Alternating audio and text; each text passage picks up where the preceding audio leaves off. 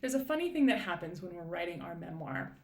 There are difficult times, there are fun times, and we are immersed in the world of the storytelling.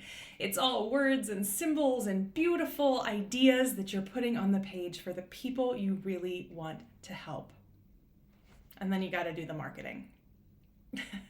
I feel you, friends. It is so difficult to transition from this point that feels so authentic and so you into a place that feels completely foreign, where you have no idea what's expected of you and you really don't know how to accomplish this thing you set out to do, which is get that book in the hands of the readers who need it. I'm Dr. Amanda Nell Edgar, the CEO and managing editor of Page and Podium Press.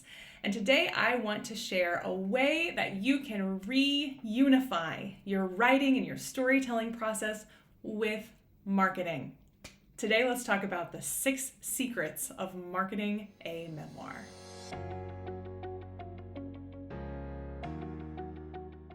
If you've ever Googled how to market a book, I bet you were so overwhelmed. So much of the advice is for fiction authors, it doesn't even really apply, or you'll see sites that just talk about making a whole bunch of Canva graphics and putting them on social media. You're probably not going to have great success with that. And the Google thing, it is just a rabbit hole. There are 6 things you can do that are very, very basic, that are also going to help you think even more about what you want that book to be. So let's dive into them. Number 1, define your market. When I say define your market, I mean define your actual market. So in our minds, a lot of times we think, you know what, there is not a person who wouldn't appreciate and learn from and enjoy this book. That might be true, but you're not going to be able to target everyone in the reading public, right? So when I say define your market, what I mean is think about who the person is that you want to speak to. Are you trying to help people with your story? Maybe you're targeting people who are going through something now that you went through years ago. You want to help them survive and thrive without having to step in all the potholes that you had to go through since you were doing it on your own. Your market's so clear, right? Sure, could a lot of people enjoy that book? No doubt. But who are you trying to reach? The exact people who are going through that thing. Let's say you're writing what we call a mentor style book. This is the type of book that is written by someone who's been in a career field for some time. They are now thinking about how can they give back all the great advice and support and encouragement they got when they were starting out in the field. They want to pass that forward, and a book is a great way to do that. When you think about a book like that, a book that is meant to help, say, doctors who are starting out as hospitalists and they're going through all the rigmarole of trying to manage their family and their life and get through the hours and hours of training and residency. I do not know how people do it. You know exactly who your market is, right?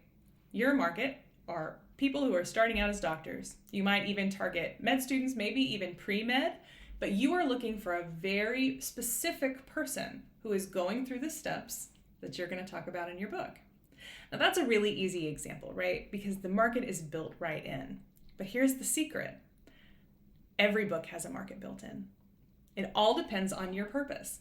We could say the same thing if we were writing a book about our experiences of mentoring children in our community and helping make sure they had supportive adults in their life to really help them imagine their future. We know who that is. Those are people that participate in programs like Big Brothers, Big Sisters. They might be involved in Boys Club. Probably you have got some organizations in your local area that are doing that too. That's your audience, right? It's folks that are trying to get into this world that you already lived through. So think about, who were you when you started this journey? That's a really, really likely place that your market is going to start. And then think about, who do you want to reach? Who can you help? That's your market. Now, it's going to feel way too narrow. I know you're going to say, oh my gosh, but how many people even is that? Here's the secret though. If you can reach 1,000, 1,500, 2,000 of those folks, first of all, that's not bad sales. But second of all, those are the people you're really going to speak to. And the number one way that books are marketed today, word of mouth. If you can really reach that actual market, they're going to tell other people they know about that book. You very well might hit that everybody, that huge broad audience in the end. But that's not what you're going to do to start. To start, home in and find that actual market. So that's tip 1. By the way, that's going to underline all of our secrets today, but that's the most important one. The second secret to effectively marketing a memoir is to set goals. Before you have goals for how you want to market, before you have goals for what you want your sales to do for you, you're never going to be able to set an effective marketing plan.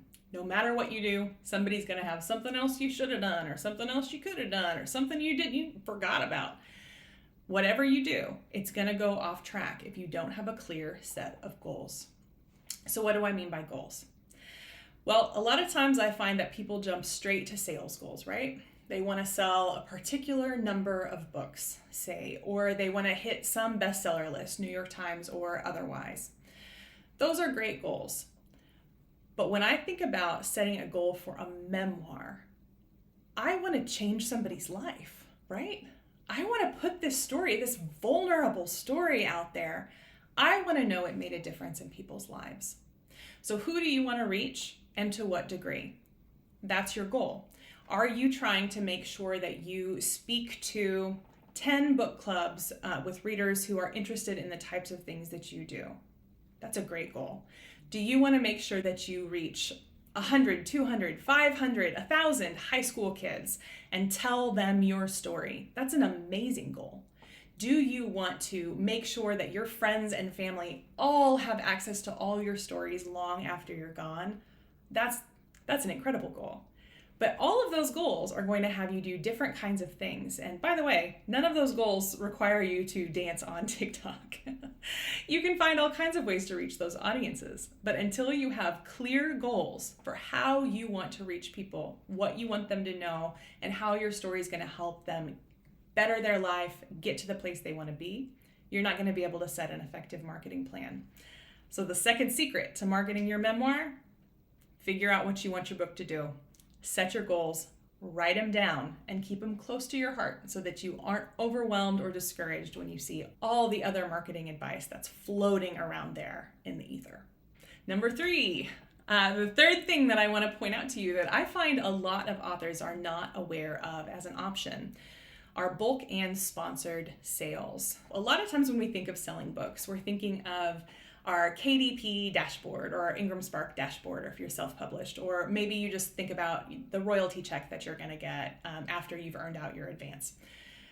That's all fine, but here's the thing. When you're thinking in terms of one single sale at a time, it's going to take you a really long time to hit those goals, right?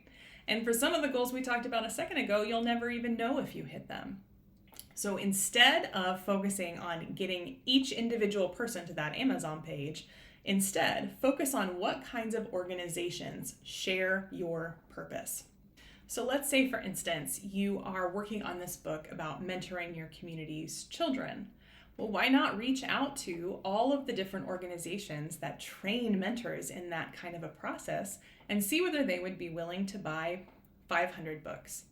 If they can buy 500 books, they can distribute them as gifts to either the people that they're training to become mentors or the people that just support them through their fundraising campaigns. They can give those as Christmas gifts. They can give them out if they go to a conference or event, or if they sponsor a conference or event. That is going to get that bulk number of books out into the hands of the people you want to reach. And remember what I've been saying all along, is that it is not the most important thing to think about the number of books ticking up. The most important thing is that you're reaching the people you want to reach. So bulk and sponsored sales are a great way to really focus in your goals, because if you can work with the same organizations that are trying to do the same kinds of things you are, you're going to leverage all of their goodwill in the community, all of their connections, that huge email list, and you have access to the trust that they have built. So reach out to these organizations, see if there's a way that you can partner with them. Make sure, of course, that you are offering them something as well, right? This is not necessarily a sales call. It's a collaboration. So think about how can you help each other. That's a great way to get your book out into the world. And it feels, to me, very authentic. It's purpose-driven. It's audience-driven.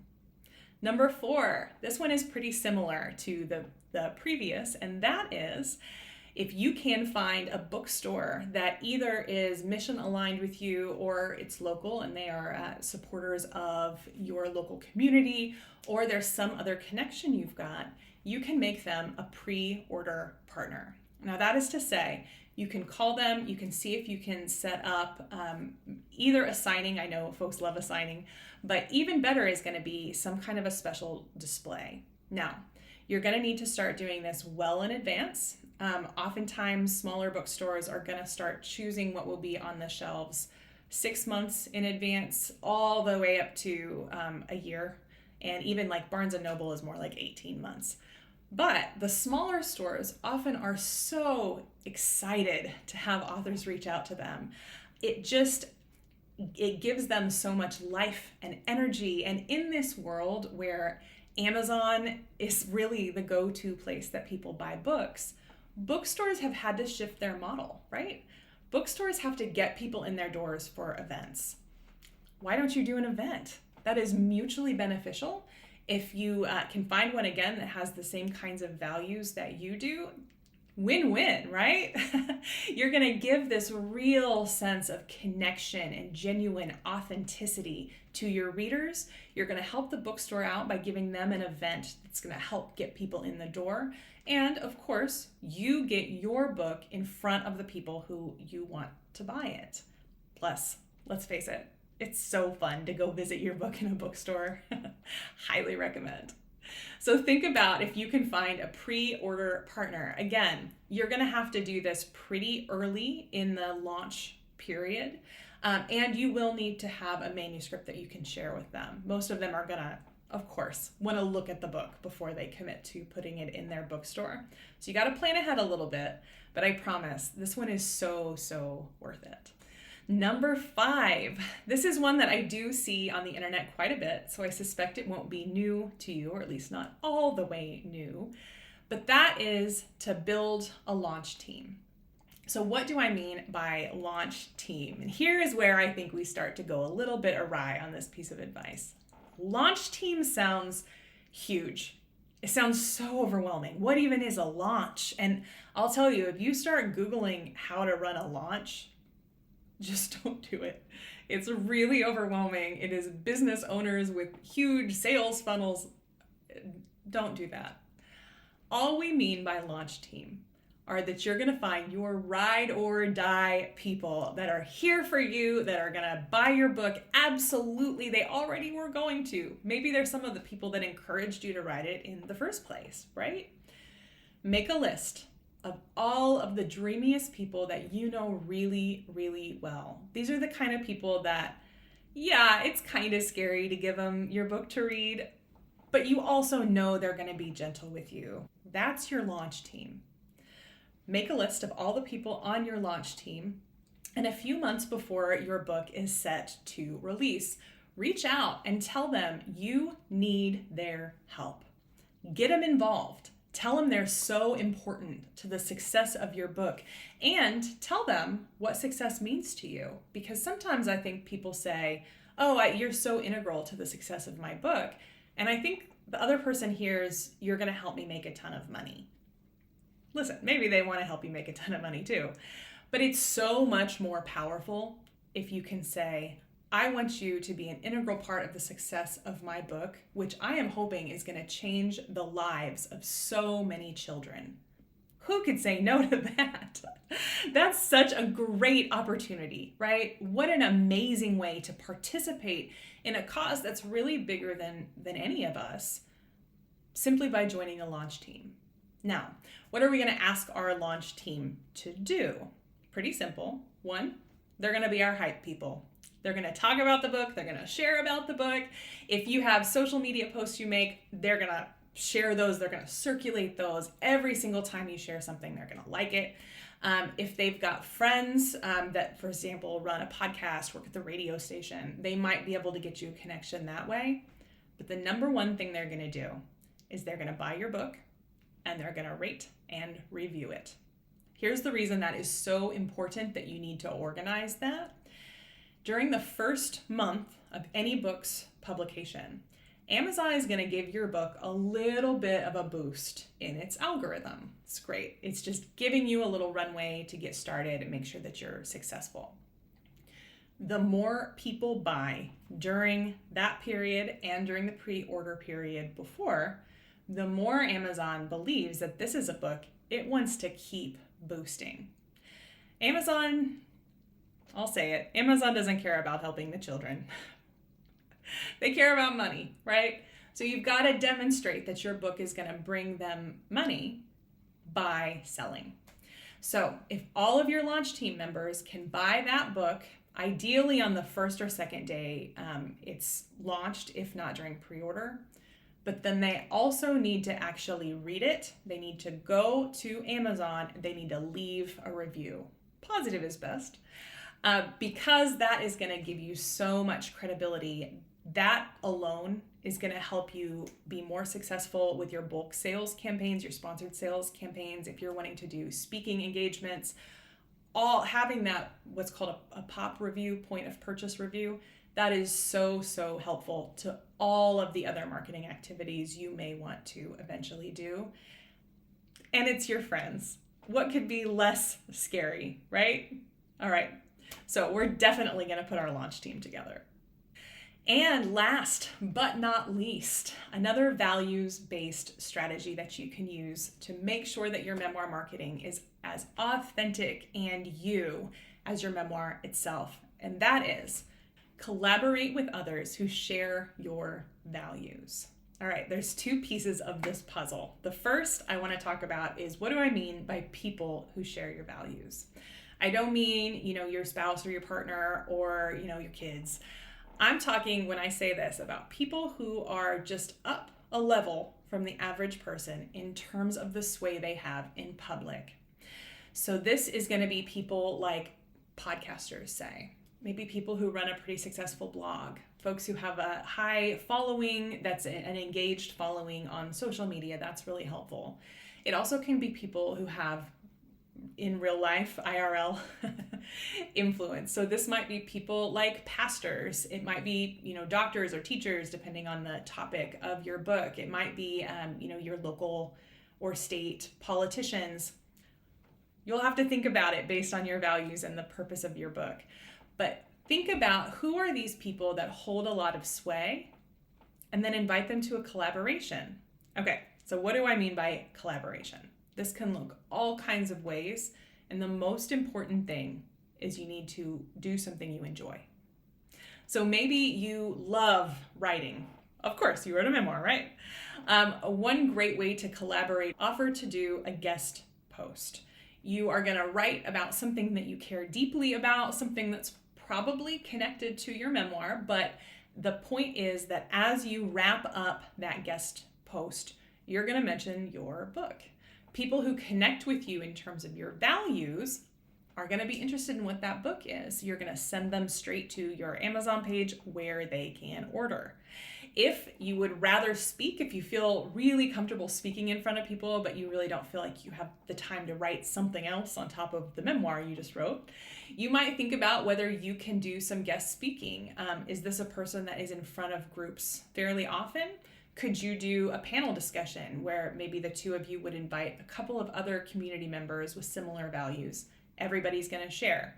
Could you do a pulpit takeover? Could you speak in the church where that pastor is and really give a sermon? Of course, it's church, but that where in the bulletin it's going to mention that you've got this book. Now, in this case, we ideally hope that we are values aligned, right? And you're promoting a Christian book if you're speaking in a church. But there's all different kinds of ways that you can leverage speaking type engagements. And then, of course, you also can just offer, if they're willing to talk about your book on TikTok, you can offer to talk about something that they want in your circle of influence. The point is, you're inviting people into a collaboration that's going to allow you to reach their audience with this message that we know, because your values aligned, their audience is going to appreciate too. All right, so I know I moved pretty quickly through these 6 secrets of memoir marketing, but I really hope that you are feeling much more aligned and happy and settled, and know that you can do this. Marketing your memoir does not mean offensive, bratty self-promotion. It just simply means that you wrote this book for a purpose. You wanted to help people. You are not going to find them if they've never heard of you. So how are you going to make sure that this book that could help them gets into their hands? They want it. They're looking for it, right?